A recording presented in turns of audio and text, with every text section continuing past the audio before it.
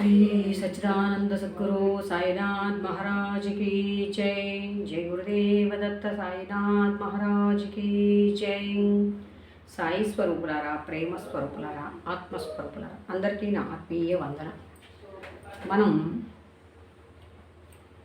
సాయి సచ్చరిత్రలో ఉన్నటువంటి సాయినాథుని యొక్క లీలా వైభవాల గురించి, ఆ యొక్క భక్తుల అనుభవాల గురించి తెలుసుకుంటూ వస్తూ ఉన్నాం. ఇప్పుడు డాక్టర్ పండితులు పూజ. బాబా దగ్గరికి ఎందరో వస్తూ ఉంటారు, వారి వారి భావాలను బట్టి పూజించుకుంటూ ఉంటారు. అసలు మేము ఏమాత్రం ఆయన్ని పట్టించుకోము, మేము నమస్కారమే చేయమన్న వాళ్ళు వచ్చి ఆ దివ్య మంగళ రూపాన్ని దర్శించిన తర్వాత తమ యొక్క సహజమైనటువంటి బుద్ధిని వదిలేసి భావాతీత స్థితిలో ఆత్మానుభూతితో చక్కగా ఆయనకి నమస్కారం చేసుకుని వెళ్ళేటువంటి అంశాలు మనకు సచ్చరిత్రలో చూస్తే కోకొల్లలుగా ఉన్నాయి. ఒక కాకా మహాజని స్నేహితుడు, ఒక రామభక్తుడు డాక్టర్, మాలేగాం డాక్టర్, ఇట్లా ఎంతోమంది నీళ్ళు ఉన్నాయి. కానీ అలాగే ఇక్కడ డాక్టర్ పండిత్ అనేటువంటి ఆయన బాబాకి మొట్టమొదటిగా త్రిపుండ్రాలు దిద్దాడు నుదుటిన అని వస్తుంది. అప్పటి వరకు మహర్షాపతి చక్కగా కంఠానికి వాటికి చందనం పూసేవాడట. ఈ డాక్టర్ పండిత్ దాదా కేల్కర్ స్నేహితుడు, దాదా పట్టింట్లో దిగాడనమాట. తాత్యాసాబ్ నోల్కర్ మిత్రుడు ఈ డాక్టర్ పండిత్ ఆ నోల్కర్ ద్వారా ఒక పరిచయ పుత్రాన్ని తీసుకొని దాదా పట్టింట్లో దిగాడు. దిగి దాదా భట్టు ఈయన ఇద్దరు కలిసి బాబాను దర్శించేందుకు మసీదుకి వెళ్ళారు. మసీదుకి వెళ్ళగానే బాబా దగ్గర అప్పుడు చందనము అన్నీ ఉన్నటువంటి పళ్ళెం ఉంది. దాన్ని తీసుకొని మహర్షాపతే కదా అప్పటి వరకు చేస్తున్నాడు, ఆయనకి పూజ అనుకున్నారు కదా. ఆ సామగ్రి పళ్ళెంతో బాబాను దాదాభట్ మసీదుకి వచ్చాడు. డాక్టర్ పండిత్ కూడా అతను అనుసరించి దాదాభట్ బాబాను పూజించి అతను మునుపెవ్వరూ చేయనటువంటి ఒక పని చేశాడు. ఏంటి? ఆ చందనాన్ని తీసుకొని బాబా నుదుటిన పెట్టుకోవడం. దీన్ని బట్టి అరే అప్పుడు దాకా నుదుటిన బొట్టు పెట్టుకోలేదు బాబా, కాబట్టి ఆయన రుద్దాడు కాబట్టి ఏదో అది పెద్ద సమస్యగా అవతల భక్తుడు అడిగాడు. భక్తుడు ఎవడైనా తనను చెయ్యవద్దన్న పనిని ఇతరులు ఇంకొకటి చేసేదానికి అప్పుడు మాత్రం నన్ను వద్దన్నారు, ఇప్పుడు ఎందుకు ఇలా ఉంటున్నారు, సహజ సిద్ధంగా ఏర్పడేటువంటి ఈర్ష్య గుణం ఒకటి ఉంటుంది. ఆ ఈర్ష్య గుణం దాదాబట్టుని బాబా మీరు భలే వాళ్ళే, మేమన్నా పూస్తామంటే వద్దంటారు. ఇప్పుడు డాక్టర్ పండిత్ పుయ్యగావు ఎందుకు ఊరుకున్నారు చూడండి. అలా అనిపించిన భావాన్ని అక్కడ అణుచుకోలేదు. దాదాపు వెళ్ళబుచ్చాడు బాబా సమస్యలను. వెళ్ళబుచ్చి అన్నాడు, ఎందుకు ఊరుకున్నావు అని.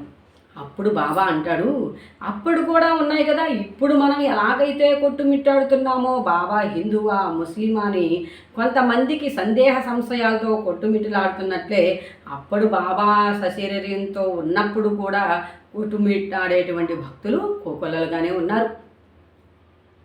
ఆయన అప్పుడు అంటాడు, అయ్యా అంటే హృదయంలో ఏమాత్రం సంశయం లేకుండా మనకి గురుచరిత్రలో వస్తుంది. ఒక భక్తుడు మేడి చెట్టుకి ఎండిపోయిన మేడి చెట్టుకి నీళ్లు పోసి ఇచ్చేయమని చెప్పి ఆయన మీద అష్టకాన్ని చదివి స్నానం చేసి రమ్మంటాడు గురుడు. చేసిన తర్వాత స్నానం చేసి వస్తే ఇక్కడ ఎక్కడో పొడ ఉంటుందన్నమాట. అంటే అతనిలో కొంచెం ఇంకా సంశయం దాగి ఉంది.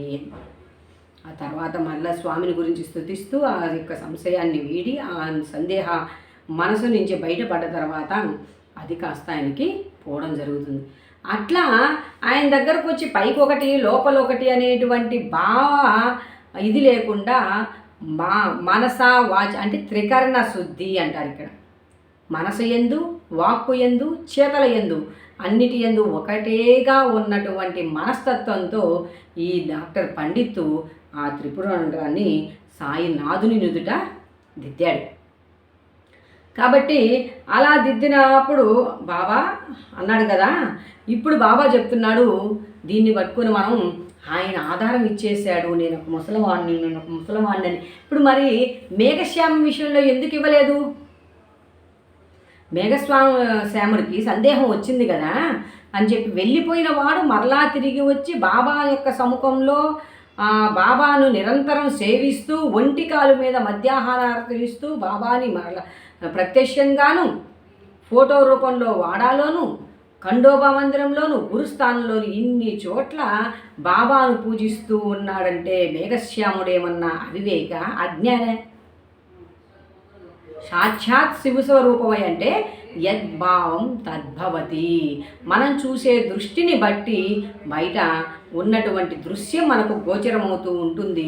మన అవగాహన బట్టి సందేహం సంశయం ఉందనుకోండి, ఇది ఇలా ఎందుకు మాట్లాడి ఉండవచ్చు, ఇంకొక రకంగా కూడా మాట్లాడి ఉండవచ్చు కదా, దీని గూఢార్థం ఇలా అయి ఉండవచ్చు అని అపార్థాలు మనం వెతుక్కుంటూ కూడా వెళ్ళవచ్చు. ఇప్పుడు మన బుద్ధి సందేహాత్మకంగా ఉన్నప్పుడు అలా ఆయన అన్నాడు. అప్పుడు నేను ఒక ముసల్మాన్నని అంటే ఎంతోమంది అనుకుంటూ ఉన్నారు కదా, అలాంటి భావన పండిత్తులో లేదు అని చెప్తున్నాడు.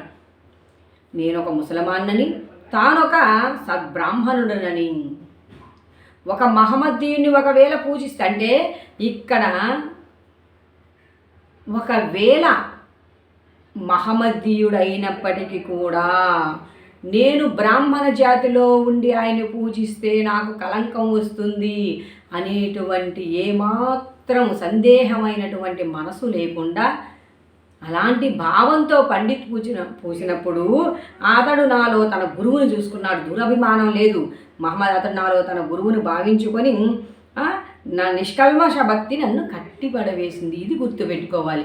భక్తుడు సందేహ సంశయాలతో ఉంటే దానికి సంబంధించినట్టే ఉంటుంది. ఇక్కడ ఏమన్నాడు? నిష్కల్మష, ఏమాత్రం ఆయన ఎవరైతే ఏంటి, ఏ జాతి వాడైతే నాకేంటి, ఏ కులం వాడైతే నాకేంటి, ఏ మతానికి సంబంధించిన వాడైతే నాకేంటి, కానీ మూర్తి భవించిన భగవత్తత్వంతో విరాజమానమై ఉన్నాడు అనేటువంటి సద్భావనతో పండితు పూశాడు. అంతేగాని ఇక్కడ నేను ముస్లిమా ఇంకొకట అని చెప్పి బాబా తెలియదు అందరూ అనుకుంటూ ఉంటారు కదా. ఇప్పుడు మేగుడు చెప్పినట్టే ఆయన కూడా ఎవరైనా అనుండొచ్చు. నాకు వాటన్నిటితో సంబంధం లేదు. ఆయన సాక్షాత్ మూర్తి భవించినటువంటి భగవంతుడు అనేటువంటి సద్భావనతో ఒక భక్తుడు కానీ శిష్యుడు కానీ సత్శిష్యుడు కానీ తన గురువునే అందరిలోనూ దర్శించుకుంటాడు. అటువంటి సద్భక్తుడు మన డాక్టర్ పండితు. అందుకని ఆ డాక్టర్ పండితుని యొక్క నిష్కల్మష భక్తి భగవంతుణ్ణి బందీ చేసి అతను చేసే చర్యకు అడ్డు చెప్పకుండా ఉండేందుకు కారణభూతమయ్యింది. అటువంటి భక్తిని పెంచుకోవాలి. కబీర్ యొక్క భక్తి రాముణ్ణి కట్టిపడి వేసింది. కబీర్ ముస్లిమా లేకపోతే ఇంకొక ఎక్కడి నుంచో పుట్టాడా, ముత్తెపు చెప్పులు పుట్టాడా, ఎక్కడి నుంచి పుట్టాడు, ఎవరి దగ్గర విద్యలు నేర్చుకొచ్చాడు, ఇవన్నీ రాముడు చూడలే. అతని యొక్క నిష్కల్మష భక్తి ఆ రామనామంలో రంజింపబడేలా అతన్ని చేసింది. అలా ఆ భక్తుడికి భగవంతుడికి మధ్యన చక్కటి అనుబంధాన్ని ఏర్పరిచింది. ఒక వీరబ్రహ్మేంద్ర స్వామి సిద్ధయ్యవాడు ముస్లిం జాతివాడ, మ్లేచ్ఛ జాతివాడ, తురకవాడ, ఇంకొకటి అతనిలో ఉన్నటువంటి సాధన సంపత్తు, అతని యొక్క నిష్కల్మషమైనటువంటి నిష్కలంకమైనటువంటి హృదయం గురుతత్వంలో ఉన్నటువంటి బ్రహ్మం గారిని కట్టిపడి వేసింది. కాబట్టి ఎంతమంది వారిస్తున్నా సిద్ధయ్యను గురువుగా చేసుకొని చరితార్థుని చేశాడు మన వీరబ్రహ్మం గారు. అట్లా ఇక్కడ భక్తుడి యొక్క భావనను బట్టి నా యొక్క చర్యలు ఉంటూ ఉంటాయి నాయనా అని తెలియజేసినటువంటి అంశం అన్నమాట. అంతేగాని నేను ముస్లింని, ఆయన ఏదో పవిత్ర జాతికి చెందిన బ్రాహ్మణుడు, ఆయన మైలుపడిపోతాడు, ఇవన్నీ కూడా చేసినటువంటి దాంట్లో అంతరార్థం గమనించుకుంటూ వెళ్ళాలి మనం ముందుకి. కాకపోతే దాదాపట్ట ఆ తర్వాత డాక్టర్ పండితుని ప్రశ్నించాడు. సరే బాబా ఇలా చెప్తున్నాడు, సరే బాబా అలా అన్నాడు కదా, మరి పండితుని హృదయం నుంచి ఏమొచ్చింది? పండితుని అడగగానే అప్పుడు పండిత్ చెప్తున్నాడు, గురువు నేను అక్కడ సాయిబాబా ఉన్నాడా, ఇంకొకట లేదు, నేను ఏ గురువునైతే ఆరాధిస్తూ ఉన్నానో ఆ గురువు యొక్క ప్రతిరూపం నాకు అక్కడ ప్రతిబింబిస్తూ ఉంది.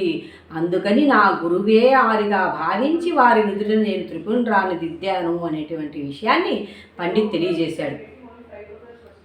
ఇక్కడ ఇప్పుడు సాయి పదం భక్తులు కూడా చేసేటువంటి పని ఏంటి అంటే, సాయినాథుల్లోనే సమస్త దేవతలను దర్శిస్తూ ఏ క్షేత్రానికి అంటే వేరే క్షేత్రాలకు వెళ్లకుండా ఉంటారనేది లేదు. వాళ్ళు ప్రతి క్షేత్రానికి వెళ్తారు.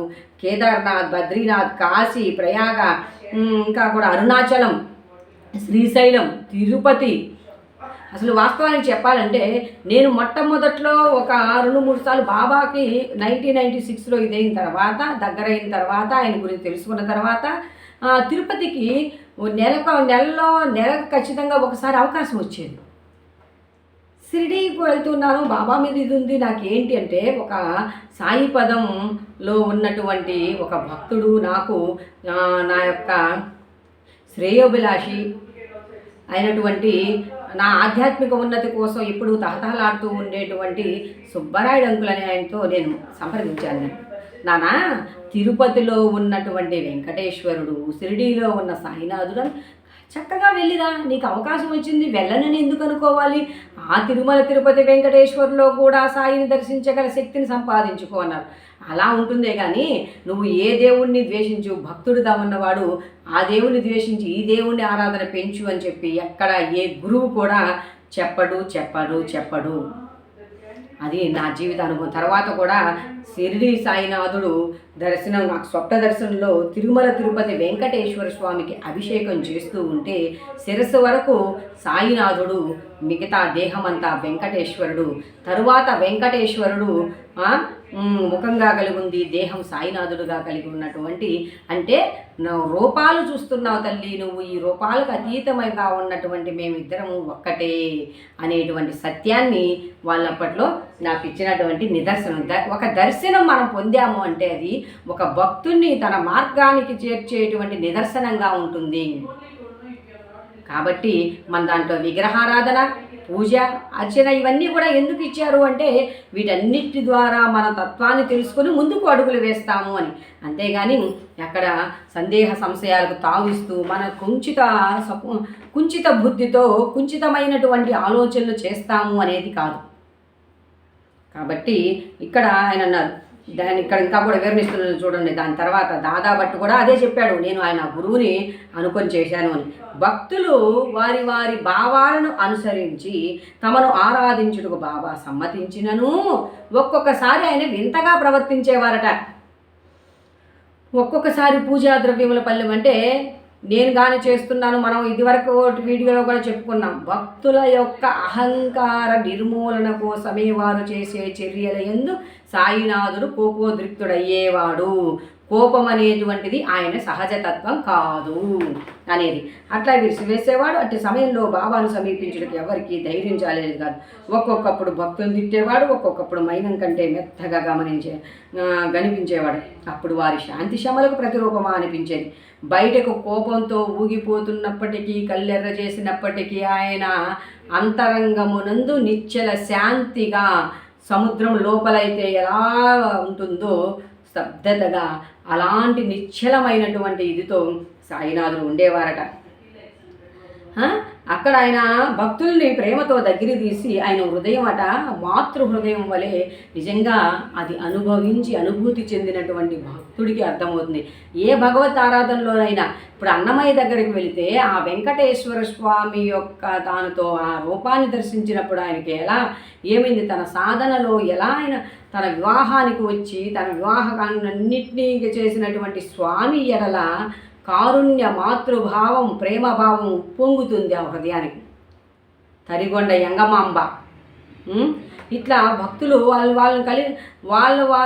యొక్క అనుభూతులను బట్టి వాళ్ళని కదిలిస్తే అప్పుడు వాళ్ళ హృదయ స్పందన తెలుస్తుంది. కానీ భక్తుడు కాని వాడు ఏం చెప్పగలడు ఆ భగవంతుని గురించి? అట్లా సాయి యొక్క ప్రేమను అందిపుచ్చుకున్నటువంటి భక్తుడు ఆయన యొక్క మాతృప్రేమను ఎరిగి ఆ ప్రేమలో తన్మయుడై ఒక మధుర భక్తికి లోనైనటువంటి దృశ్యాలు ఎన్నో ఉంటాయి మన సాయి సచ్చరిత్రలో. ఇక్కడ బాబా ప్రేమతో దగ్గరికి తీసి ఒక్కొక్కసారి అరిసి మరలా ప్రేమతో దగ్గరికి తీసి, నేను ఎప్పుడైనా ఎవరైనా సరే, ఇక్కడ ఒకటి గుర్తు, తల్లి బిడ్డలపై కోపిస్తుంది, అది శాశ్వతమైనటువంటి కోపమా? ఎందుకు కోపించవలసి వస్తుంది? ఇది గమనిస్తే గురువు ఎందుకు తన శిష్యులను కోపించేవారు, ఎందుకు కోపపడేవాడు అనేది అర్థమవుతుంది మనకి. ఇంకా పోతే ఆయన అంటున్నాడు, నేను ఎప్పుడు ఎవరిపైనా కోపించి ఎరుగను, తల్లి తన బిడ్డలపై ఎక్కడైనా బిడ్డల్ని తరిమివేస్తుందా?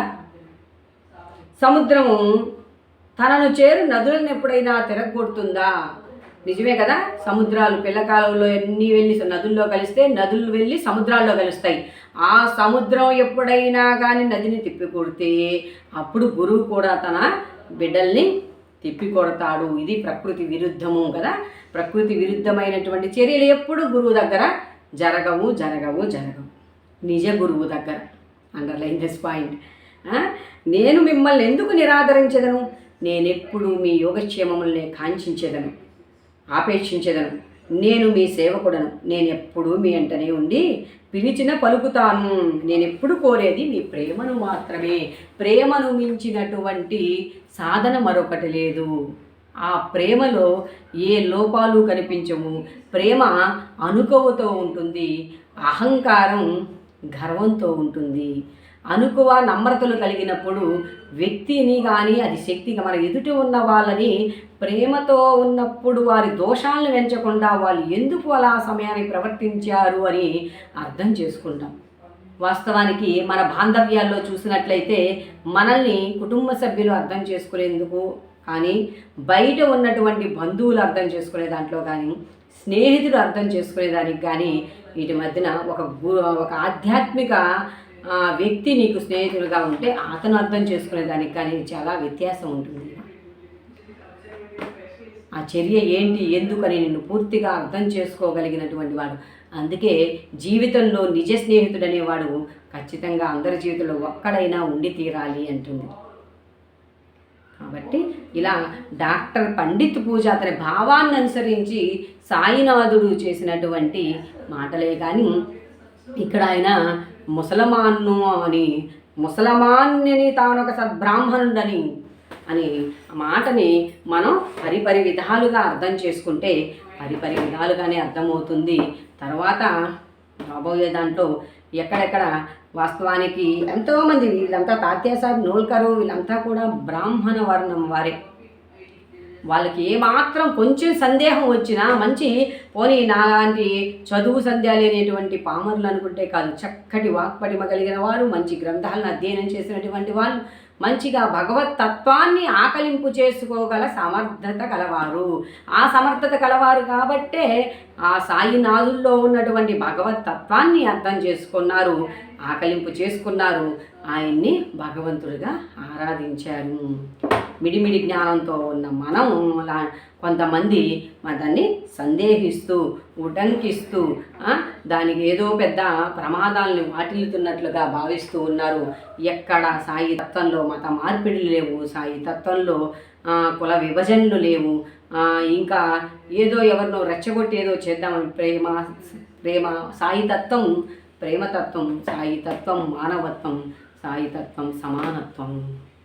కాబట్టి దీన్ని మనం గుర్తెరిగి డాక్టర్ పండితుని యొక్క పూజలో ఉన్నటువంటి నిజ అర్థాన్ని తెలుసుకొని ముందుకు వెళ్ళాలని మనసావాచ కోరుకుంటూ జై సాయి సమర్థ, జై జై సాయి సమర్థ.